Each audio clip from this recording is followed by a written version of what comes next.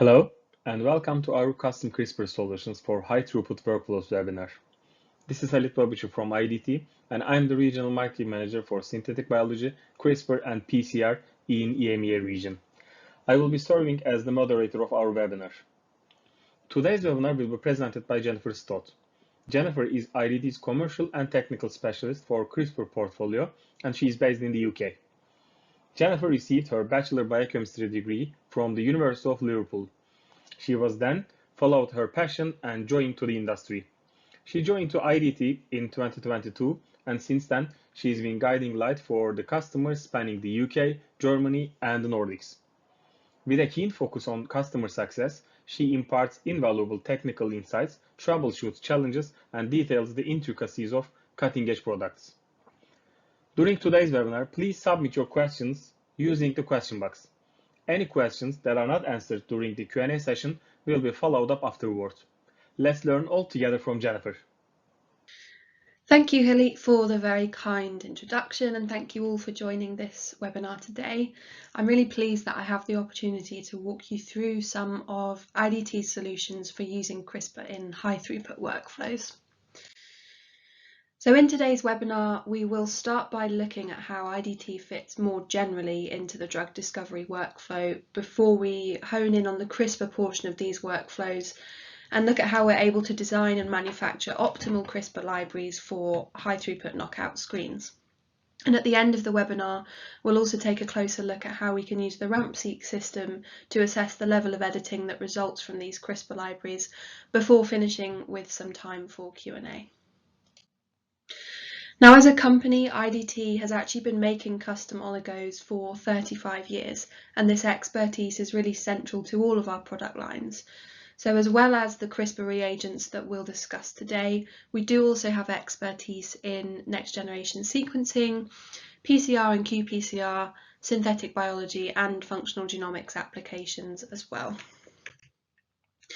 When it comes to CRISPR, we have really worked tirelessly to bring optimized tools and reagents to the field that enable our customers to be in control of the entire CRISPR workflow. So from very early design stages, right through the experimental process to downstream analysis. And whether you're looking at generating a quick knockout cell line or creating SNP mutations with SSODNs, inserting large tags, or even doing prime editing, we have the tools and support to help enable this, and we can really put the expertise from our hands into yours. Because the field of genome editing has advanced at such a pace, CRISPR has very quickly found its place in the drug discovery pipeline, and we've been working on three key areas to help support drug discovery workflows. The first of those that we'll discuss today is the development of our integrated CRISPR library design tool and analysis workflow to enable high-throughput knockout screening and analysis. A couple of other developments here include the creation of our donor blocks, and these result in improved HDR insertion of larger donor templates with reduced off-target integration. And then a third one here is the ongoing development of a novel peptide-based HDR enhancer that actually acts directly on homology-directed repair rather than impacting non-homologous end joining. So to start with looking at the drug discovery workflow, when we look at the workflow as a whole, we can see that IDT fits into most of this process, with our focus today being on the use of CRISPR reagents in target identification and validation. For downstream hit generation and lead optimization, our genes and gene fragments, as well as some of our NGS products, are also a great option. And today our focus will primarily be on arrayed CRISPR screens, but for pooled approaches, the OPALs can actually be used to build lentiviral CRISPR libraries as well. Now, when I talk about arrayed CRISPR screening, I'm referring to the use of synthetic guide RNAs targeting individual genes delivered in multi-well plates. And these plates usually contain one or multiple guide RNAs per well, and that also means one or multiple guide RNAs per gene target, and that really ensures that we're getting successful knockout of our target genes. So those guide RNAs are plated out and then combined with a Cas enzyme to form these functional RNPs, ribonucleoproteins, that can be transfected into cells in their own respective wells. And what this results in is the knockout of different genes within each of those final wells. And once each target gene has been switched off, then we can observe the phenotypic changes or response to a treatment like a potential new drug. And this really allows us to determine which genes are playing a role in the effect that we're studying. There's some general pros and cons of arrayed screening listed here, like clear genotype to phenotype correlations, suitability for non-dividing cell types, as well as time-saving and cost considerations. And generally, the use of a pooled screening approach with something like lentivirus can be useful where we have very large numbers of target gene in question that we couldn't reasonably approach with the arrayed option. So, for example, if you are doing a very large identification screen and you hit those limitations, then utilising the pooled approach for that initial screen, followed by the arrayed approach for a smaller validation screen, can actually work really nicely. So we're going to take a closer look at three key elements for that target identification and validation portion of the workflow. The first being the design of our CRISPR reagents. Then we'll look at the CRISPR reagents themselves before we take a closer look at the downstream analysis. And there are many variables to consider when planning a CRISPR screen, like how to design your guides, which format of guide and protein to use, how many guides to use for each target, and then what level of analysis to perform post-screen. Because all of our guide libraries are made to order, we are readily available to accommodate for many of these variables by designing and manufacturing a custom solution that is going to work for you. So almost all CRISPR experiments start with some element of design, and for CRISPR libraries specifically, we've developed a design tool for larger screens that maximizes the chances of successfully knocking out a gene. Once we've used that tool to design a set of guide RNAs for each target gene, and generally we're recommending 3 guide RNAs per target, we can then take each of those knockout loci and use our RampSeq design tool to design a pair of primers for each of those target sites, and we'll talk more about that later. For a small number of targets, there are many online tools available, including IDT's own, that can be used to generate guide RNA designs with predicted on and off target scoring. But what we've done for these larger screens, where we want to design multiple guides per target, is to develop a tool specifically for designing CRISPR libraries. And when we perform designs for this type of experiment, we always start by looking at exon usage patterns in annotated and canonical transcripts. And we look to target exons which will disrupt the most or most commonly annotated transcripts as early as possible in those commonly targetable exons. And from there, we then look to place highly functional guides within a region that we can interrogate with amplicon sequencing to enable us to do downstream genotyping with Illumina sequencing. Having said that, as the title of this webinar suggests, our processes can accommodate for custom requested changes to design requirements. So if you have a preferred design strategy, we can also accommodate for that, and if you'd like to make any inquiries, you can use the link on the screen here. When we look at how guides designed using our process perform, we find that as we increase the number of guides in a pool up to 3, we're reaching greater than 90% editing for a full plate of design genes. And we've also found that the genomic context and placement of guides relative to one another is important for optimizing the likelihood of creating frame-shifted alleles, as we see via NGS. So in this graph, we're showing the level of frame shifting achieved in a mixed population of cells that are edited with a 3 guide library.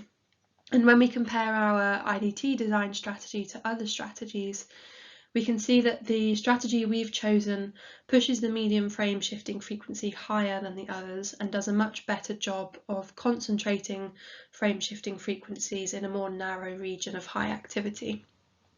And without that algorithmic consideration of guide spacing and genomic context, we find that the editing outcome is less desirable. So with this newly developed design strategy, we can take your target gene lists and generate a set of guide RNAs for each target that are optimized for high functional activity, as well as creating those frame-shifted alleles. For users who are interested in CRISPR libraries for certain gene pathways, we do also have several pre-designed options available, and those are listed here. Each of these libraries is still made to order and the final deliverable is still fully customizable, but we have those designs ready to go and manufacture for users who maybe have less specific needs. So once the initial design phase is complete, then we can start to make decisions about the type and format of reagents that we want to use to perform the screen.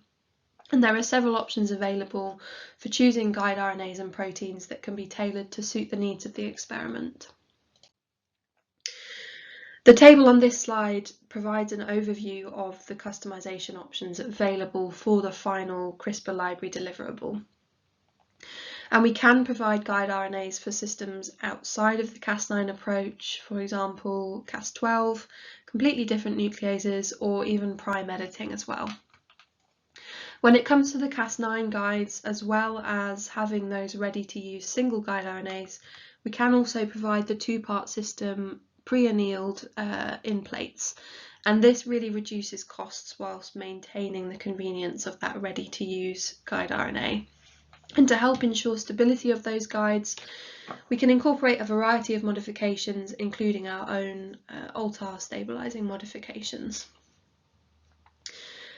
Since each guide is individually synthesized and QC'd, this means that the final plate layout can be adjusted as needed with multi-guides per well. And even if you want on a single plate some wells to have one guide and other wells to have 3 guides, we can accommodate for that, and also make sure that we're plating those guides in a plate type that suits your needs as well. In order to form the RNPs, if you're not using an expressing cell line, then you will require some form of protein. And generally we tend to focus on Cas9 and Cas12 proteins, and we have a few options here. For those wanting to minimize off-target editing, the Hi-Fi Cas9 is a great option. This is a more specific version of Cas9 that we've engineered.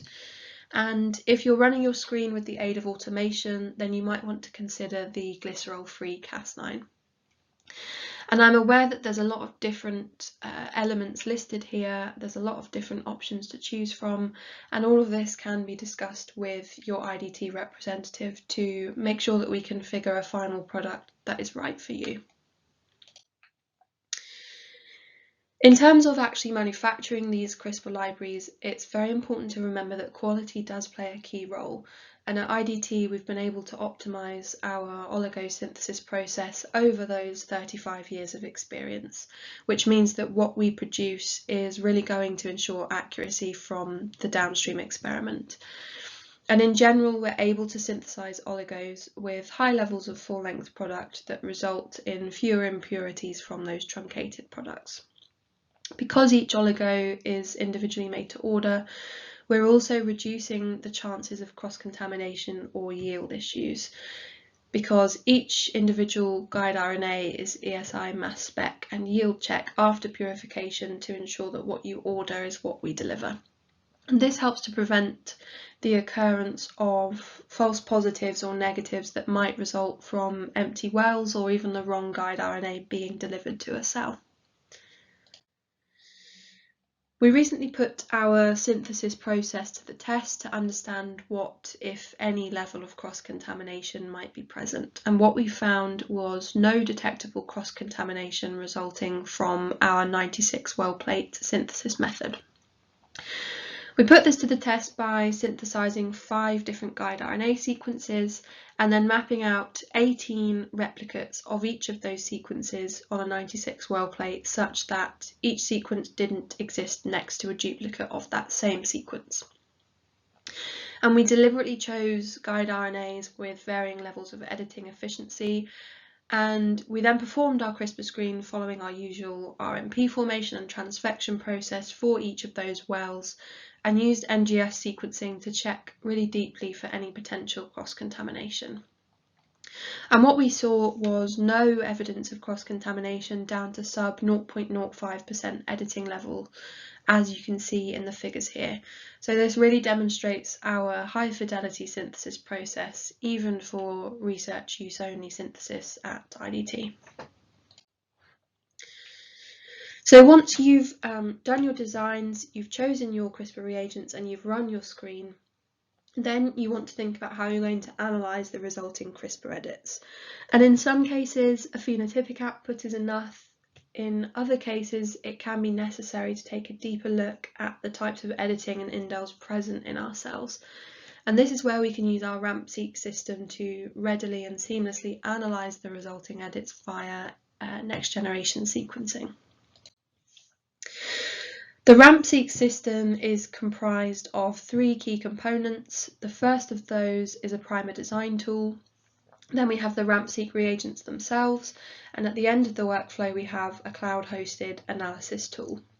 And this system can be used for either singleplex on-target analysis of many samples, so your CRISPR screen, or it can be used for multiplex on and off-target analysis of single samples. The PCR process itself follows a fairly standard two-step method. In the first PCR step, we use our RH primers that contain an RNA base and an end blocking group. And only upon binding of that RH primer to its target DNA locus will the end blocking group be removed, because we have RNase H2 in the master mix that recognises this RNA-DNA duplex. So only once that blocking group has been removed will we get amplification of our desired amplicons. And this gives the system a higher level of specificity, and in the context of multiplexing allows for that substantial multiplexing capacity in off-target analysis. And once we've generated those round 1 amplicons, then we run a second PCR to anneal those indexing primers, prepare our final library, and then sequence those samples on any Illumina instrument. For analysing a CRISPR library, the RampSeq workflow looks like this. So we design a pair of primers around each of our target loci that encompasses all 3 of our guide RNAs. We then run those 2 PCRs using the ramp primers, indexing primers and our master mixes, and generate our sequencing data. So at the point in the workflow where we generate those guide RNA designs, we can also generate these compatible ramp primer designs. And everything can be delivered in plate format. So for example, you'd have well A1 on one plate containing your guide RNAs for a desired target, and then well A1 on another plate containing the primers for that same target. And once the NGS library has been generated and sequenced, users can then take advantage of our CRISPR analysis tool and analyse and quantify the editing in each sample. To run this analysis, all we have to do is drag and drop the resulting sequencing files into the tool, specify a few details about the samples and the amplicons, and then the tool will take care of the rest. So with the results, we can interpret features like overall editing efficiency, frame shift frequency, population alleles, amongst other elements. And we can also use this tool to quantify the level of HDR for a knock-in cell as well. The RampSeq tool is incredibly versatile, and for CRISPR libraries can generate very easy to interpret outputs like the one that we can see here. So what we see for this 95 gene library is that using our CRISPR library design algorithm with the RampSeq technology, we're able to achieve really consistent levels of editing across all of our targets, or at least the ones that had sufficient reads. So of the 91 amplicons here with sufficient reads for analysis, we saw that 90 of those have more than 90% non-homologous end joining, so all in all a very successful knockout library. The RampSeq system really gives users the chance to take advantage of IDT's bioinformatics expertise because we have this readily available design and analysis software. So instead of having to invest a lot of time and resources into generating new tools, RampSeq is already available and optimized for use in many different experimental settings. And I mentioned earlier on that it can be also used for a multiplex approach to quantifying off-target editing. And this is becoming more and more important as CRISPR moves closer to the clinic. So what we can see in this slide is the RampSeq design tool when we use it for this multiplex approach. All we do is upload the coordinates of our on-target and any predicted or experimentally defined off-target sites, and the tool will then perform an exhaustive primer design to generate a set of compatible and poolable primers that can be used on your edited DNA sample to quantify the level of editing at each of these loci.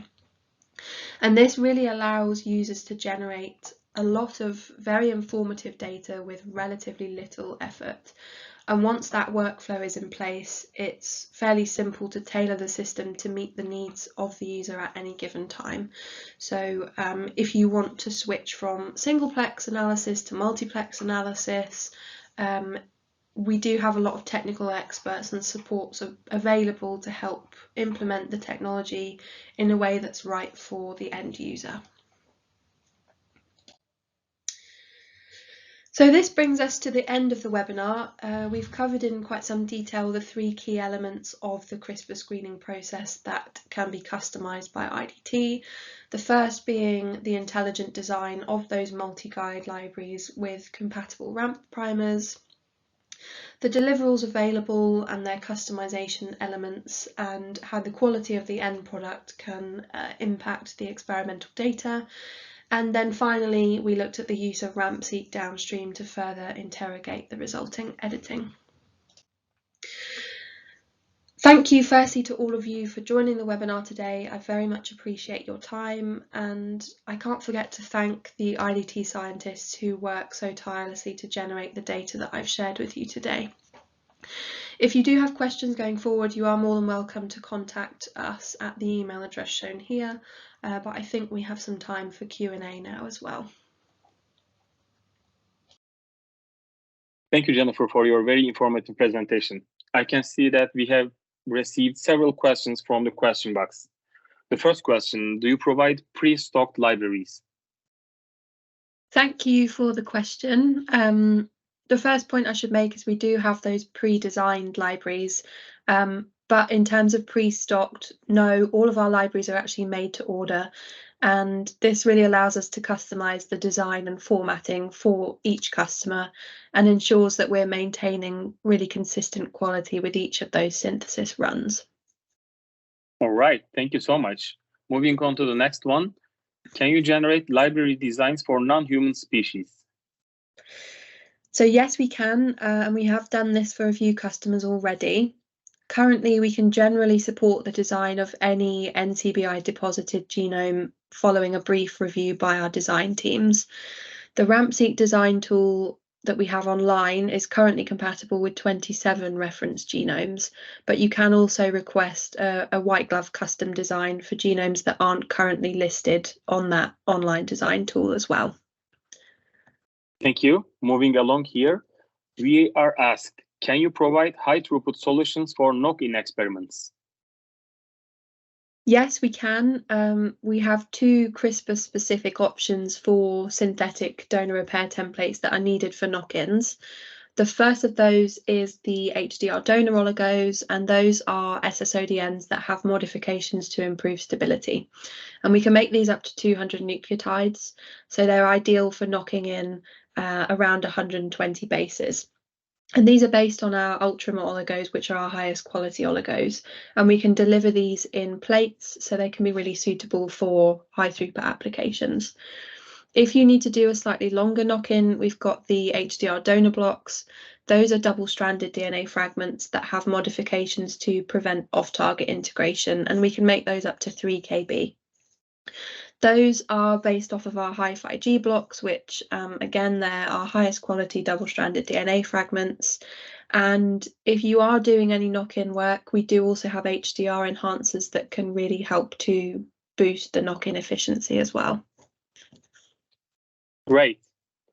Okay, looking over here, one of the attendees asks, will these CRISPR libraries perform well in more complex cell lines, as an example of iPSC? Yes, we are well aware that a lot of these CRISPR reagents are being used in more complex and clinically relevant cell lines. So we have tested our libraries in-house in iPSCs. We replicated that 95 target library that I showed earlier in the webinar that we originally tested in K562 cells. We then used it in iPSCs, and in both cases we achieved more than 90% knockout efficiency for the majority of those targets. Thank you so much. Another good question here. Aside from an improvement to the average editing efficiency of using 2 guides in a pool versus 3, do you see any other differences? That is a very good question. The answer is yes, we do see some other differences. The first that we found is that when we compare those 2 pooled guides per target versus 3, we actually found that the 3 guides gives us a better variety of indel profiles. So with that 3 guide approach, producing a wider variety of indel profiles, if we want to do any downstream clonal isolation, we actually have a wider range of unique genotypes to choose from, which is really useful for something like cell line engineering. Fantastic. Thank you, Jennifer. Unfortunately, we run out of time to answer additional questions. So we will contact you directly if you ask the questions that wasn't answered here today. Again, I would like to thank Jennifer for her time with us. And lastly, thank you everyone for attending our webinar today. We wish you success in your research.